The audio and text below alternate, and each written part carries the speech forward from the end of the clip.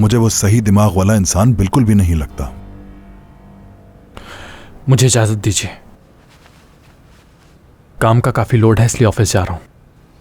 अरे चाय तो पीते जाओ अली। फिर किसी दिन अंकल। देखो बेटा, अगर तुम बार बार इसी तरह मेरी दावतें रद्द करते रहे तो अगली बार मैं तुम्हें माफ नहीं करूंगा।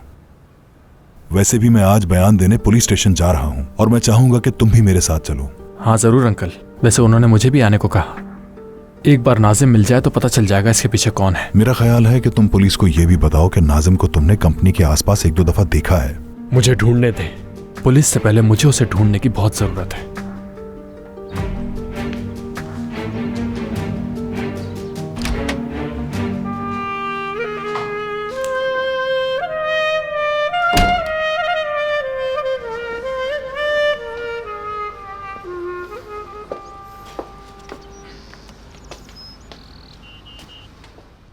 सुबह बखैर। किसी भी चीज को हाथ नहीं लगाऊंगी मैं। सुबह सुबह तुम यहाँ क्या कर रही हो अमीने? जानान साहिबा यहाँ पर नाश्ता करना चाहती थी, मैंने भी मौके का फायदा उठाया और आपसे मिलने चली आई। देखो, तुम्हें मालूम होना चाहिए जनान साहिबा को तुम्हारा यहाँ आना इस तरह बिल्कुल मुनासिब नहीं लगेगा।